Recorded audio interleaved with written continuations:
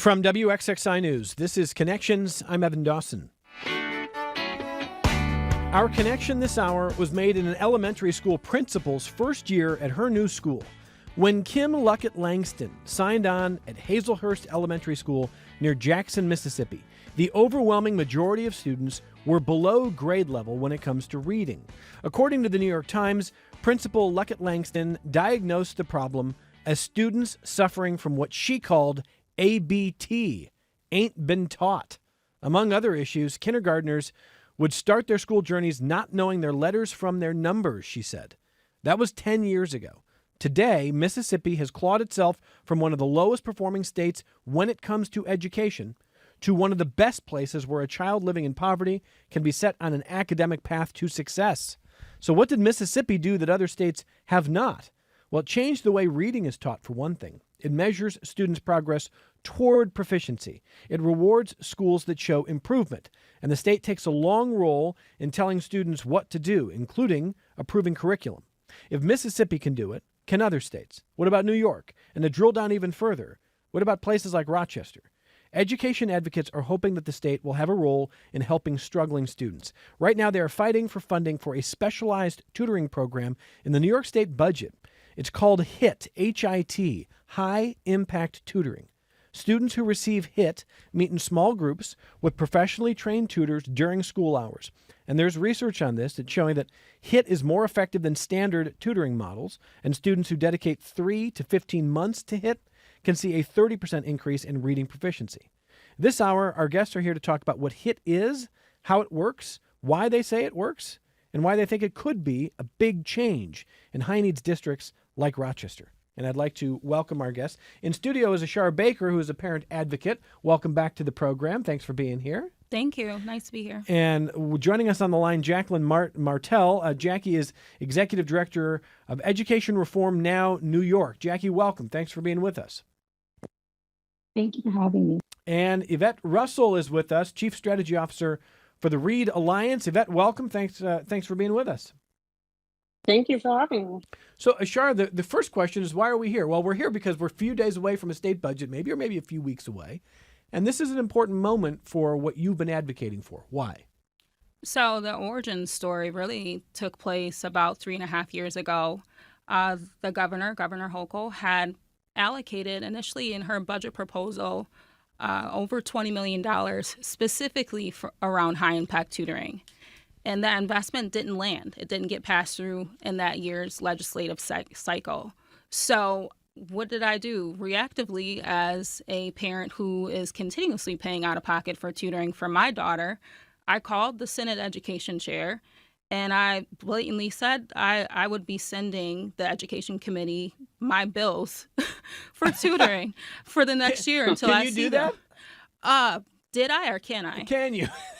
You can do whatever you want to do, but we had a very nice and candid conversation. And from that point, we really just started to build a report off of the frustration that parents like myself were feeling coming out of the pandemic, knowing that our kids were struggling and, waiting on a slow cycle to happen within the public education system.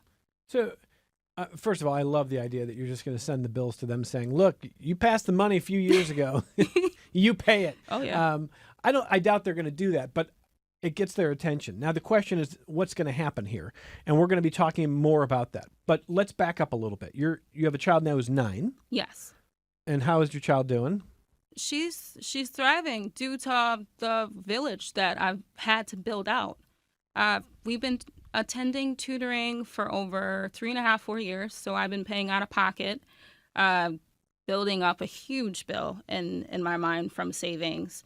And she is getting the support she needs through evidence-based material, through a lot of science of reading, which isn't consistently offered throughout the school system across New York and across the state. And that we've had conversations about science of reading. It is kind of a whole other conversation. Absolutely. But it is pretty remarkable to see a state like Mississippi all of a sudden flip everything and get near the top of the rankings with how kids are doing, not just because they moved more towards science of reading, but certainly they'll tell you that that's a big part of it. Yes. You see a lesson there? I mean, the lesson is you need to make the right investments. And the right investments is literally in this bill that we have lined out. We're really trying to amplify across the state that there's an opportunity. If there's money that's going to be allocated, we now have the opportunity to ensure that this design of this bill lands right in every district for every kid. And Jacquelyn will talk more about the guardrails that we've really specified and we're advocating for at this moment. So 5 years ago, would you have known what HIT is? I was doing HIT without knowing what HIT was. Tell me more about that. As a parent, I worked previously at after-school programs. I was actually a literacy director with the Boys and Girls Club of Rochester, ironically. And there's a huge difference between being a drop-in site or a homework help site versus providing high-impact tutoring. High-impact tutoring, you are consistently meeting with the same tutor, and that tutor is well-trained. They know how to pivot. They know where to pause for students who are struggling. It's in a smaller group setting, so you're really receiving not only that one-on-one or 1-to-3 model, but you're also having a lot of individualized learning at the same time. So I was doing it from the very beginning. I had to seek out a private tutor, and I tried a number of different avenues. I went to tutor centers. I went to retired district teachers. I went to fresh, new, bright-eyed graduates out of teaching college. I went everywhere. And I landed in Walworth, New York, at a horse ranch because they do remarkable work, and it happens to work specifically for my daughter. But I digress to say that I was doing HIT because I knew, once a week wasn't going to work for her. She needed a consistent time frame, and with kids at a young age, to even get them to be interested in learning, to have that routine and structure is what's core. And what you did was post-pandemic, right? Correct.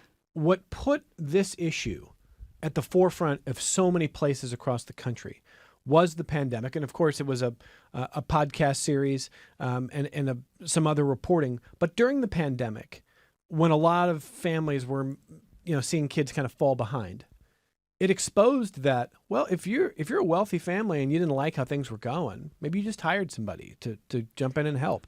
And if you don't have those resources, you don't. And then your children fall further behind. And that just kind of took what was already a gap and made it wider, but it also made it stark for people to see it. So for you start post-pandemic, but you're kind of, without even knowing what HIT is, you're kind of doing that for your daughter. And you saw the results how quickly, would you say?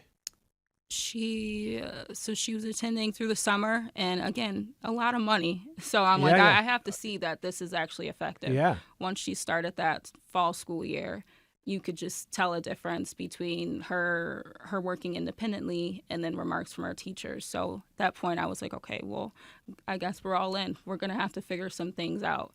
And I will say that, there are schools and districts that, again, would say that they provide tutoring.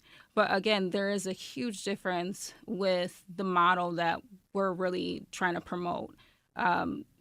Just the capacity of educators and also the time span that happens during the school day. This is something that should really take place either before, during the school day with a consistent trained tutor, or after school.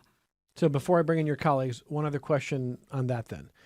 If you get this passed, if this gets all the way through and the money's actually there, are there people who could fill the role of HIT in schools across the state? There's going to have to be, I would presume there would have to be hiring going on. And are there people who are trained and ready to go do that right now? So you know me, I never move alone. Maybe I move in here alone and I interview with you. We have Education Reform Now has hosted a tutoring coalition for the last 3.5 years. I connected with them when I was on my parent advocacy journey. So there's over, I want to say almost 80 different high-impact tutoring providers that are located across New York State. Okay. And they're actively doing programs, but they all have the capacity to come in and support and train or expand and scale out their programs that already exist and operate. And you'll hear more from Yvette Russell about that. So let me turn to Yvette Russell, Chief Strategy Officer for the READ Alliance. Can you tell me more about that, first of all, Yvette? Sure. READ Alliance was founded in 2000, and ironically enough, to address the literacy crisis then. And what the founders' vision is really what Ashara is talking about, which was to make sure that children who needed additional reading help and families who wanted to support them had access to tutoring services and that they could be offered free. So for the past 26 years, READ has really brought together younger students who are learning to read and paired them with high school students who are paid and trained to tutor them. It's one-on-one, it's consistent support using proven strategies, and it not only helps kids become stronger readers, it also empowers the teens. You know, they are showing up as mentors, they're earning wages. Oftentimes they're using those wages to support their families, those dollars are spent in their neighborhood. Yeah, so for 26 years, I mean, we've served over 24,000 children, 23,000 teens, and that includes communities here in New York City, Rochester, Buffalo, Pennsylvania, Maryland, and Oregon. The work that's out there is critical. I think being able to have focused programs who are intentional about making sure that every child has the support that they need is a win-win-win for every community. On average, the students who participate in our program are going to improve at least a full grade level.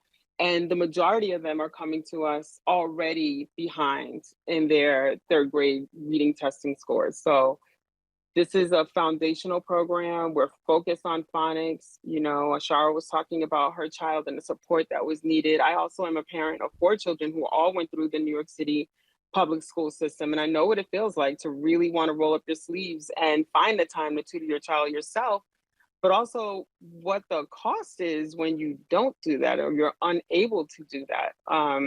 With READ Alliance, this program operates during after school. It's 15 weeks. This is where the high impact comes in. It is 3 to 4 times a week during the school year. And we also run a summer program as well.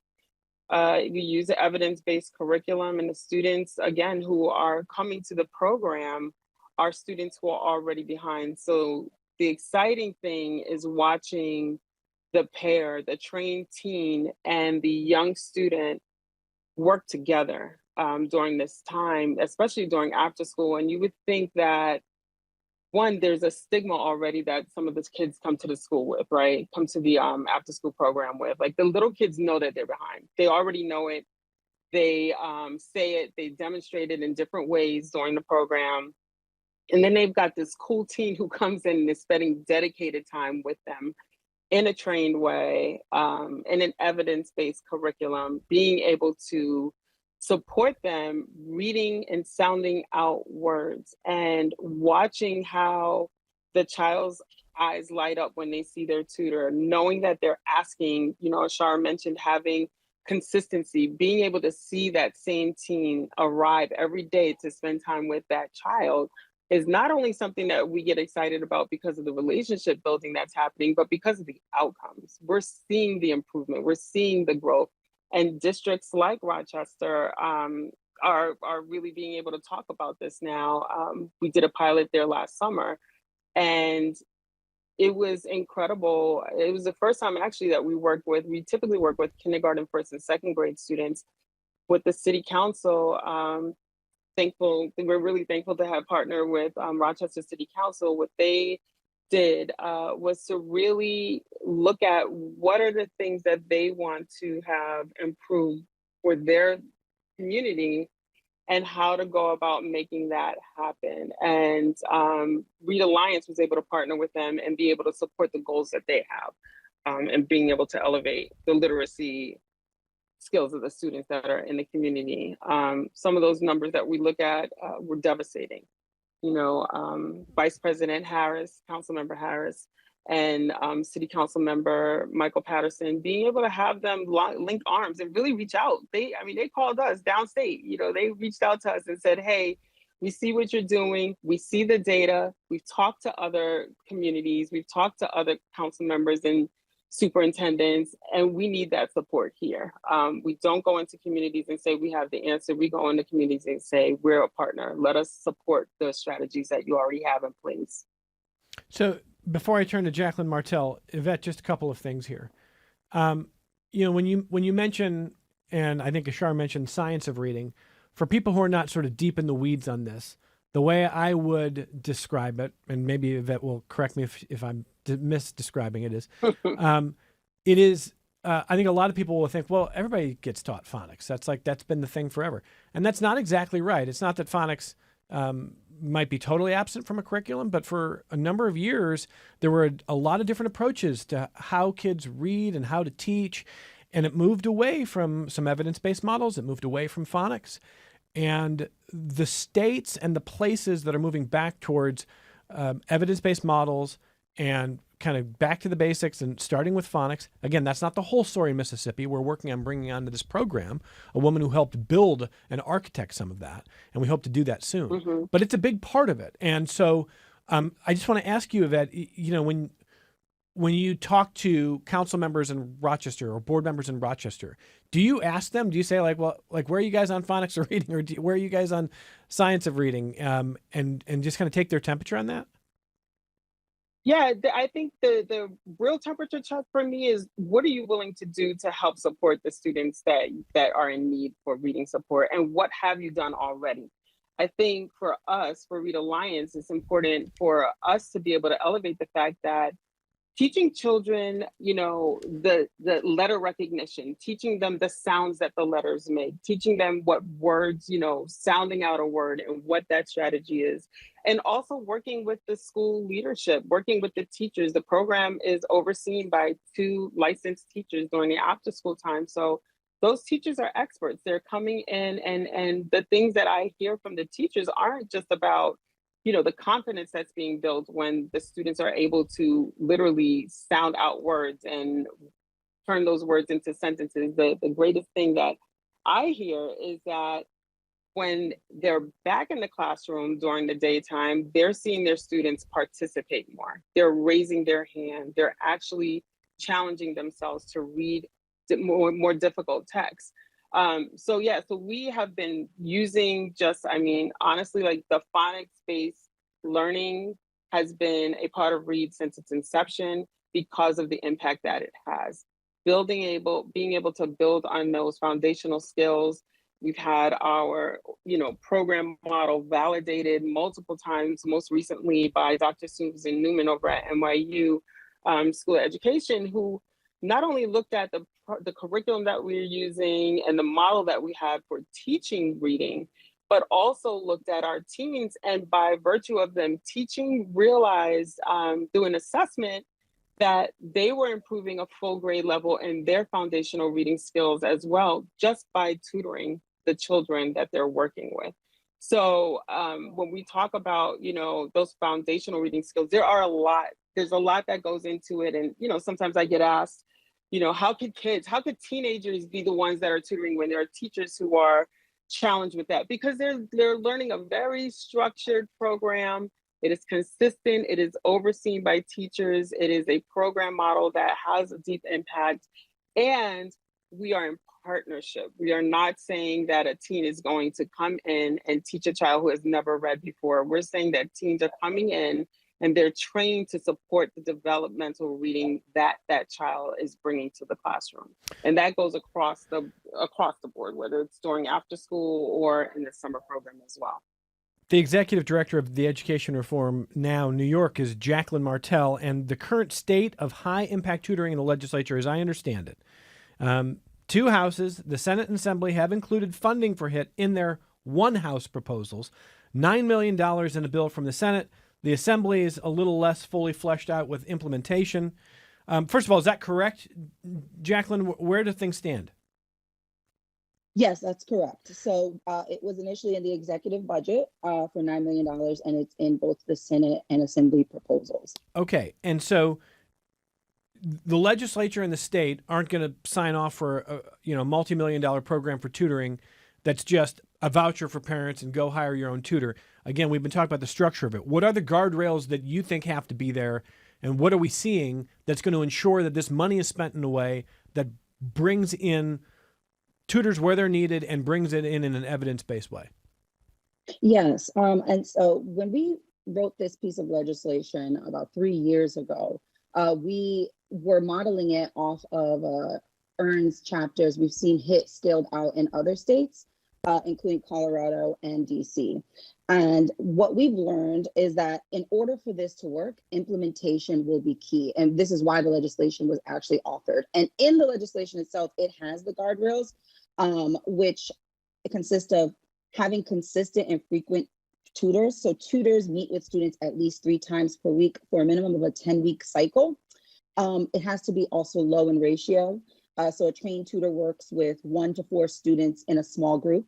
And it also has to be relationship based. And so tutors are trained to build strong, supportive relationships. And then also it has to be data driven. And so tailored to students' needs and complements the curriculum and goals. And then also it has to happen either right before the school day, during the school day, or immediately after. And so these are the guardrails that we are pushing the legislature on, as well as the state education department, because these are crucial in making sure that HIT is actually effective and evidence-based. So what would prevent this from happening then, Jacquelyn? I mean, you heard Ashara say that a few years ago there was supposed to be money for this. It didn't kind of get spent. It didn't happen. What would block it this time? Well, I would say to your point, I think 3 years ago, we were in a very different space. We did not have the support of both the Senate and the Assembly, which is why it was initially struck down.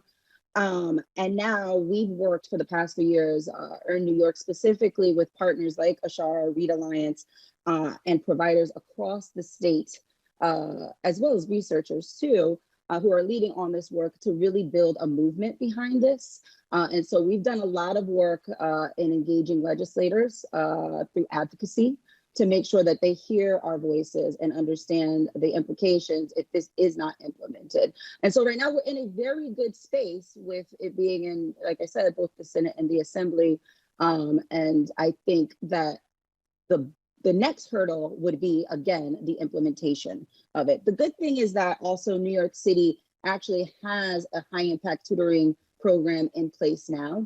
And it's through Expand Ed Schools and a partnership with New York City Public Schools. So I think to date, they've served over 11,000 students across 106 schools, from my understanding. And the point of this legislation specifically is that we saw that the city was providing this evidence-based intervention, which accelerates student learning. And we know that it works. We've seen it in over 41 states. But also we needed something to happen on a statewide level, particularly in districts like Rochester, Buffalo, and the like. And we do have providers who represent those districts. And again, the models can be a bit different, but as long as they're adhering to the guardrails is what we are mainly focused on. All right, so we've been talking about high impact tutoring and what may be rolling out in the state as soon as this year if things go the way that our guests would like to see. I want to grab a phone call from Chris in Geneva with a thought on some tutoring experience there. Hi, Chris. Go ahead. Hi, Evan. I just wanted to say that I love what these your guests are saying about the importance of tutoring. Geneva's a little smaller, so we're often able to be a little bit more of an example of things. We've been doing a high tutoring program for 7 years with in great partnership with Hobart and William Smith colleges, where we formed a tutor corps that has per term 40 or 50 kids who come into the day Boys and Girls Club locations, establish relationships with the kids. They're trained by their education department and by our staff.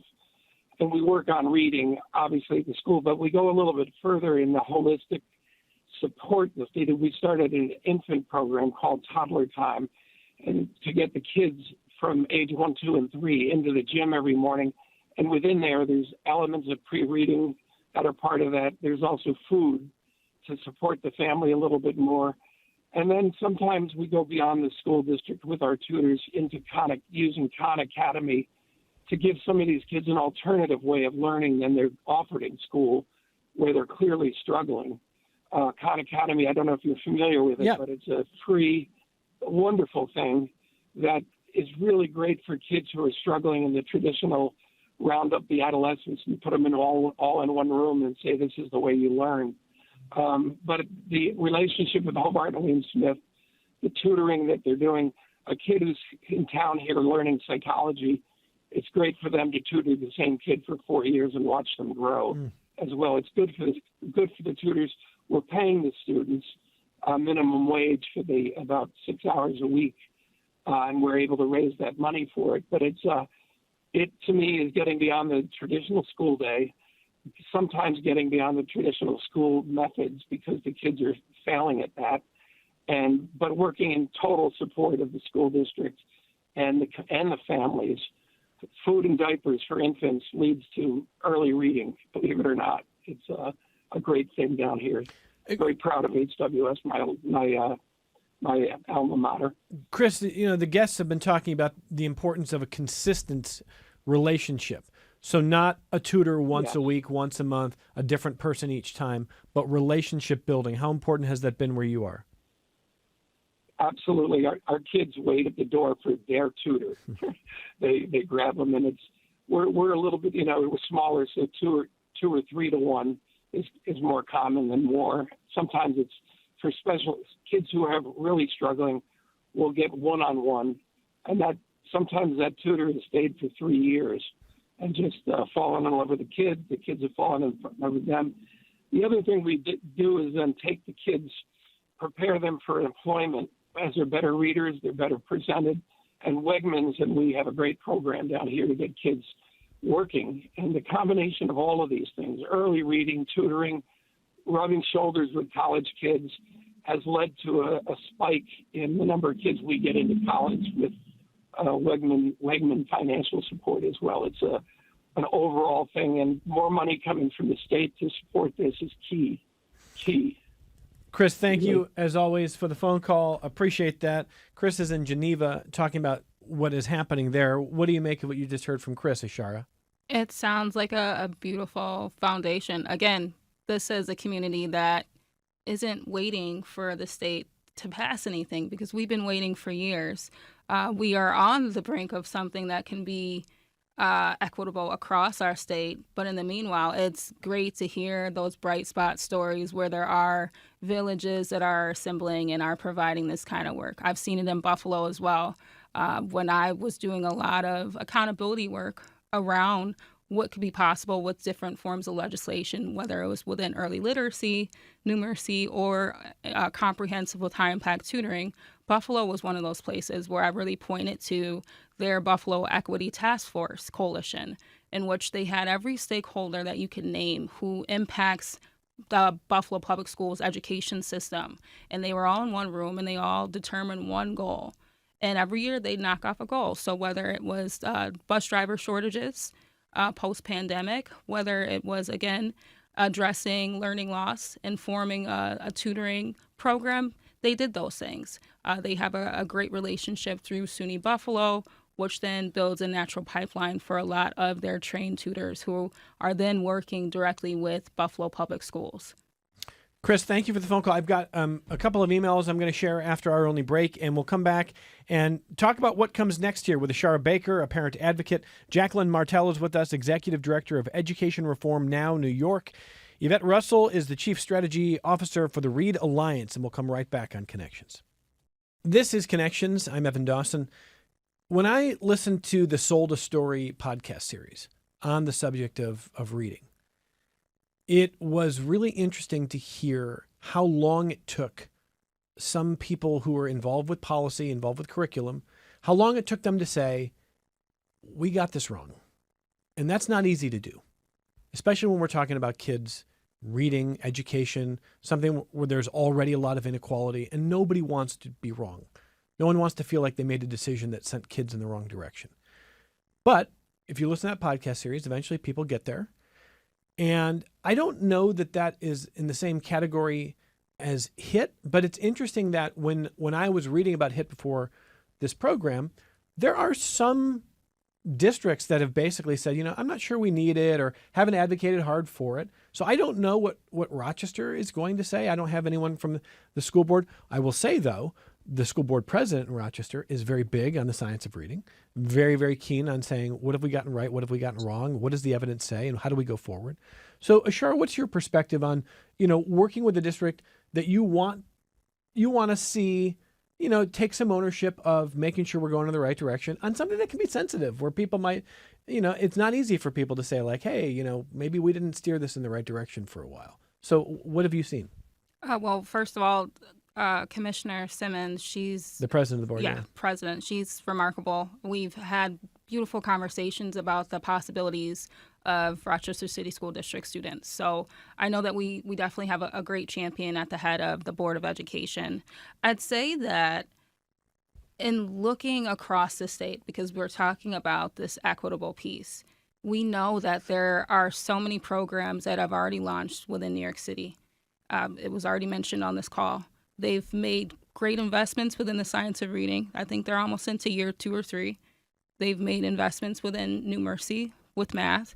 They already have existing piloted programs and existing programs such as the Read Alliance, well established within a lot of significantly struggling borough districts. So with that being said, what happens to upstate New York districts that have, very either small capacity or, they have a model and time again, it kind of shows that it's kind of falling short. And it's not, again, a finger pointing conversation as much as it's, let's talk about how we can get this implemented in the right way. And these things have to be done with fidelity, because when they are done, you have kids reading, you have kids building up confidence in the classroom. You have great relationships with teachers as well as outside providers. And again, as I point to what happened in Buffalo, that is the view of autonomy. That's what it looks like to step in and either train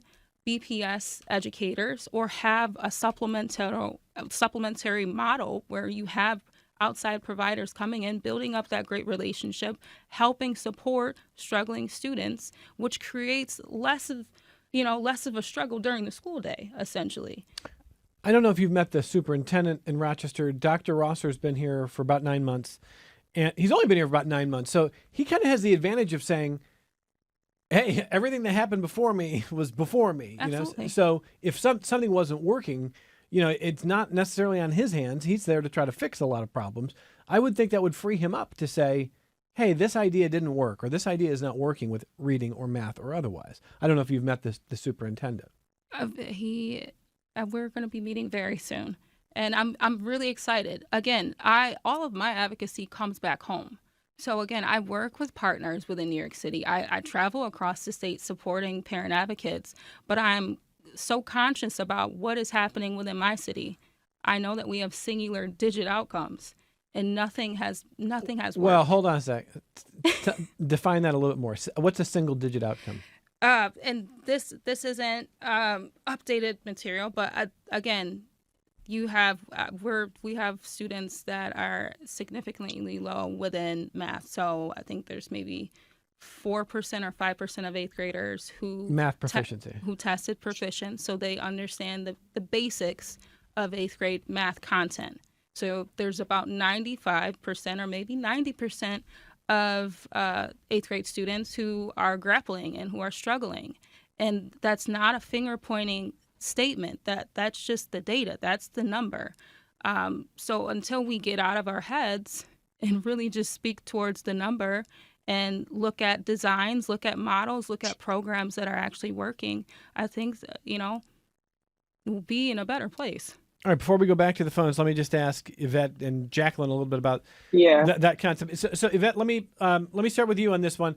I know there's been a lot of money spent in American education on reading approaches and curriculums and models that are just not as effective as the science of reading and basic phonics. That happened for years. It was not easy to get people to change course. I wonder what you've experienced with that, and do you find humility out there in school districts, in people who are policymakers, to say, maybe we got this one wrong, maybe we do need to pivot? Yeah, let me just say first that Commissioner Simmons actually supported Read Alliance. She was part of the support that funded the teacher wages for the teachers to work during the summer pilot last summer in Rochester. And we have sat at the table with Superintendent Rosser, and he's very well aware of the program. And we've been trying to figure out a way to, work within the system and the other programs that they have. I think, being a part of a district's literacy strategy is always the way we want to move forward, linking up in ways that make sense and that have impact, right? It baffles me how we're always ready to spend money in ways that don't serve the youngest people in our communities who are going to be those leaders next, right? So being able to come up with dollars to fund programs that are going to ensure that the future is not only brighter, it's smarter. Like, these kids have potential. Our early literacy students, Ashara, you were talking about some of the numbers out in Rochester. I think it's like only 15% of Rochester's third grade students are proficient in reading. Like, that's something that we need to pay attention to, right? And people are, but the dollars need to say that. We need to be shouting that the dollars need to be able to be at the table the same way the conversations are happening, right? Do we find humility? The program has been around for 26 years, and for 26 years, there's a cost to the program, for the program, not to the parents and the children who participate in the program, right? So yes, there are dollars out there that support programs like Read Alliance. A lot of our funding comes from foundations. A lot of our support from school districts really do support the teacher wages.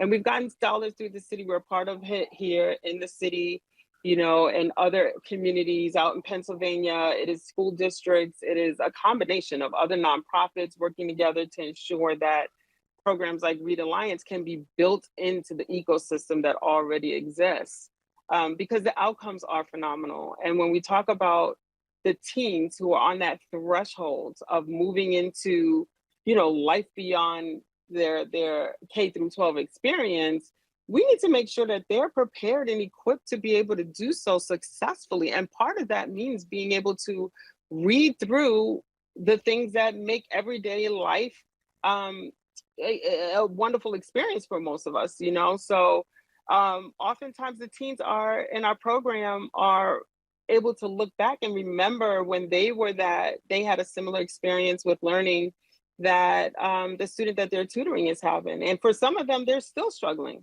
It isn't a 1 year thing. This is a multi-year, like, let's really commit those dollars in a way that it can demonstrate an impact.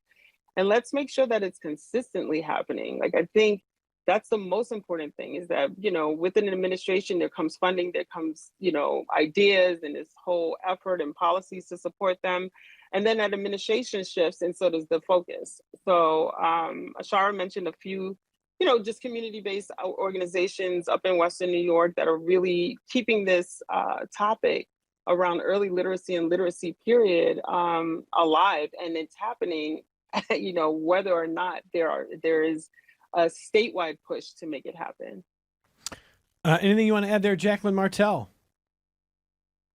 I would just, I would say my key focus in working with the legislature, and when we wrote this bill initially with Senator Natalia Fernandez and Assemblymember Brian Cunningham, was that I wanted it to be rooted in evidence-based practices. And at this point, the results across New York, specifically for HIT, show that. I mean, in New York City alone, students receiving HIT, they made extraordinary gains. It's working. More than half achieved over 1.5 years of growth in just one school year. And in ELA, we've seen a 12-point increase in students reaching benchmark. In Syracuse, we've seen results. 88% of young students improve their phonics skills, and also one of the bright spots in Buffalo as well. And so, when I think about this and when I'm talking to legislators, I'm very candid. Like, let's make investments that actually work.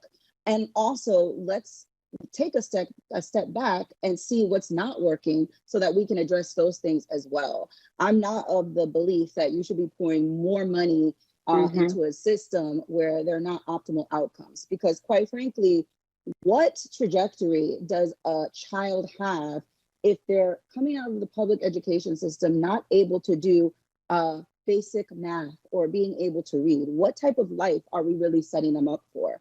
Right. And so, you know, to me, real progress isn't theoretical. It's happening now in areas like Rochester, in areas across the state. And passing this bill specifically means that we're taking what's already working and making sure that every student across New York, including in Rochester, has access to it, because our students, quite frankly, deserve proven solutions, and we have a responsibility to deliver. And so that's why, for me, it's very, very important that we get this bill across the finish line, that we get the dollars, the $9 million that's allocated, that we get that through the finish line, you know, and that we also continue to uplift programs and providers that are doing the high quality work. You had one of the callers who called in and talked about kind of this wraparound model. There isn't necessarily a one size fits all, but as long as those guardrails are adhered to, that's going to make all the difference. But I think what we've seen is that, you know, there are approaches to this that are different in different districts that work for the community. And I think that we need to make sure that we're also not, you know, amplifying parent voice, student voice, because as, you know, that mentioned, oftentimes the students aren't even necessarily listening to. And, you know, one thing that we saw with high impact tutoring, specifically scaled in DC, which struggled with chronic absenteeism for quite some time, is that we saw improvement in student attendance as a byproduct of HIT being implemented. And that's because students are coming in feeling more confident and feeling excited to learn. And, you know, that's really what I think I'm, you know, most excited about when I'm thinking about this, making it through this budget, but then also the next phase of implementation. So let me get back to some feedback here. I got an email and got a phone call. We'll start with the phone call, and this is Howie in Rochester. Hi, Howie, go ahead. Hi, thank you. So it sounds wonderful, and I'm so glad you're passionate and working hard towards these goals. I'm wondering first, how much money would be coming to Rochester? And if money does come to Rochester, who is the leader to make sure that what money comes has some accountability measures for real outcome? Because my experience over 35 years in Rochester, understanding the school district, we have no accountability, or at least very little. Our measures are misguided. And if you really get money to come to Rochester for what you're talking about, how will it be measured so we can know that it works? Yeah, fair questions, Howie. Again, I think Yvette Russell, $9 million is currently in one of the bills or one of the plans. So I don't know if it's going to be $20 million, whatever the final number is. Do we know how much would go to a district like Rochester, Yvette? I actually don't know how much would go to the district, but I can speak to measurement tools. Yeah, please do. Yeah, for us, it is a critical part, like that data-driven impact, and the way that we evaluate the program model is to make sure that we are assessing the beginning, the middle, and the end. There's a pre-assessment, mid-assessment, and a post-assessment for every single one of the students and the teens, the K through second students and the teenagers who are in the program, so that we're able to use that information to make shifts and adjust the program model as we need to. We also get impact from the teachers who are working directly in the classroom with the young children. They inform us of what that growth has looked like. We get impact from the principals, right? The principals are telling us that the children who are in Read Alliance are leveling up with the students who are in the day school. Like, so during the classroom, they're being able to see the difference in the readers who are part of our program and where they show up in the morning when they're in the reading sessions during school time. The other part that's, I think, really, really important that you're speaking to, though, is making sure that there is a validated way to assess just impact across the board. If we're talking about having a citywide impact, that is why we sit at so many different tables and are in conversation with community-based organizations, because we want to make sure that we're also talking and understanding what does that impact look like. You know, we've been working with a foundation, the Pinkerton Foundation here in New York, for the past, I want to say almost 8 years now, and or maybe even longer, to serve a specific area, South Jamaica, Queens, where they brought together a bunch of different literacy-based organizations that they were already funding and put money on the table and said, hey, if I bring you all together, and this is from birth through 12th grade, what can we do in this community? What will that impact look like? And from the time that it started to where we are now, we've been able to see a significant growth in the reading level of the children and the teens who have participated in that. So that means that there are kids that started in that program from the very beginning who are now out of high school and who have benefited from that. There are children who are at birth where there were books being given out to families at home who are now in middle school or high school, you know, based on the program that was being offered. So I think there's a real way, and we're held accountable, right? So we want to see the outcomes. We want to know. In Rochester, I can tell you, the kids that came to our program for that summer, last summer, they started at an early kindergarten reading level. And I already mentioned that this was the first time where we ever served 5th grade, 4th grade, and 3rd grade students in our program. We have a K through 2 model, like that's traditionally where we sit. But those children were coming to us in those later grades, reading at the same level as some of the early readers in K, 1st and 2nd. You know, on average, they grew almost a full grade level over the summer. That's profound. That's data. That's being able to use that information and then sustain that through the school year, right? So you're right on point with talking about accountability and evaluation and making sure that there are measures that are able to be sustained throughout the program cycle, but also throughout the entire literacy strategy, like whatever is being put in place, making sure that we're able to do that. And I know that that's part of the guardrails that, you know, that Ashara and Jackie are working on, like making sure that there is accountability. Yeah, Jacquelyn Martell, to Howie's point there, would you be comfortable saying, hey, this legislation should have some kind of requirement that says, you know, if you're at X proficiency, you need to get to Y proficiency in 12 months and 24 months, whatever the number is, to continue the funding, to continue the program?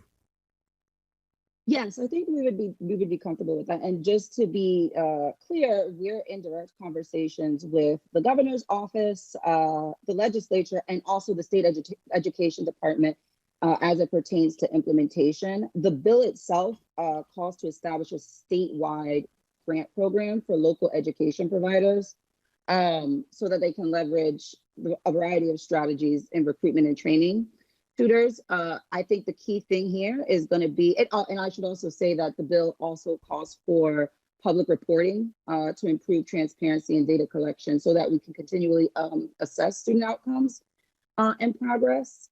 And the key thing that we're going to be really pressing on as we continue this journey is ensuring that, one, those guardrails, as I mentioned, are implemented with fidelity.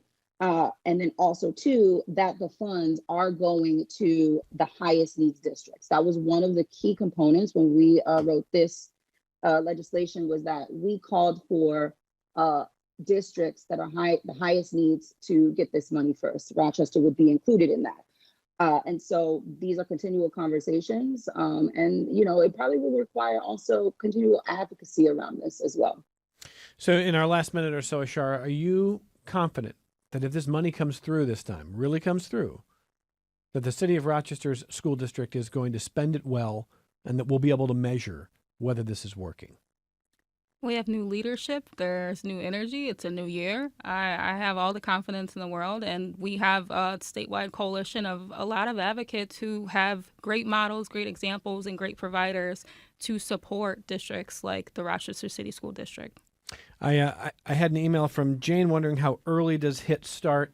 Just briefly, because we're almost out of time here. You've talked about your daughter who's now 9, who you've been intervening for years now. HIT would start, in your mind, Ashara, how early? Preferably kindergarten, but there are models that include pre-K. Yeah, we're not talking about jumping in when someone's in 6th, 7th, 8th grade. Though, of course, anybody who's struggling at that level would need some help. But we're talking about trying to head off issues before they even start, starting young, getting into the classroom or getting into that tutoring space. And your daughter is hopefully on her way, 9 years old now. 9 years old, and I'm happy to report we are thriving. And, I'm looking forward to seeing what she's going to grow into when she gets into middle school. Thank you for coming in and updating us on this story. We're going to have a budget one way or another in a few days here. Who knows? Let us know what happens, Ashara, will you? Fingers crossed, absolutely. Ashara Baker is a parent advocate.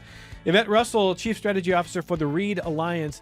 Let's stay in touch here because there's a lot to talk about with how our kids read, how they're taught. Thanks for being with us, Yvette. Thank you. Oh, can I share just one quick anecdote? There was a teenager and a young child. He was in second grade. They were leaving after the program. They had just met during the program, and the child ran up to young boy. He ran up to the teenager and asked him if he was going to come back to tutor him the next day. And the teen who had been talking to me he was a senior. He was about to graduate. He was nervous. We're going to lose you, Yvette. Oh, sorry. He made him pinky swear and promise that he would come back and tutor him the next day. Well, thank you. That's all thank you, Yvette. Thanks. This program is a production of WXXI Public Radio. The views expressed do not necessarily represent those of this station, its staff, management, or underwriters. The broadcast is meant for the private use of our audience. Any rebroadcast or use in another medium without expressed written consent of WXXI is strictly prohibited.